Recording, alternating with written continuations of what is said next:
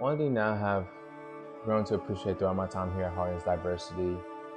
That's something I feel like that needs to be addressed in today's society because so often we see this society is just telling us that in order to not only do we have to stand for something, but we have to be against someone. Whether that's, blacks versus whites, Democrats versus Republicans, left, right, Batman versus Superman. Like, we have to pick a team. We have to. Not only do we have to pick a team, but we have to be against anyone that opposes us, anyone that doesn't believe the same things as us. It's just how we were raised, how we were molded as a person to believe what we believe. But that doesn't give us any right to shun each other because of our disbeliefs. It's the beauty of the fact that we can come together and we can share these ideas, we can share our views.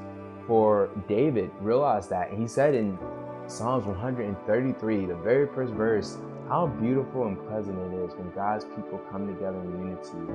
And that is something that I agree with so much. I've seen that, and I see how good and how pleasant it is, not just in my eyes, but to the Lord, when we can all come together regardless of what we believe.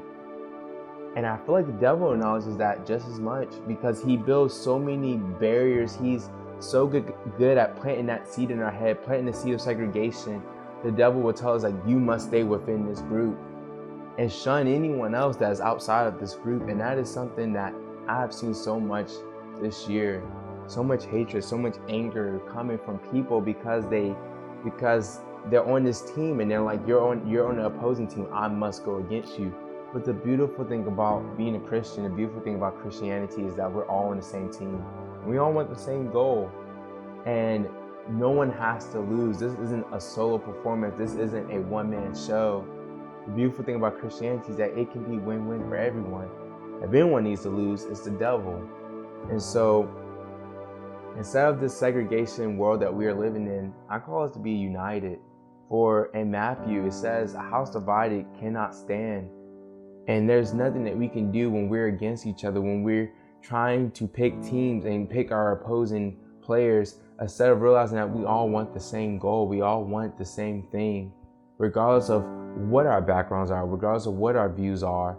And so as I continue my life challenging myself to seek the beauty of diversity, I call you to seek the beauty of diversity as well and to be unified.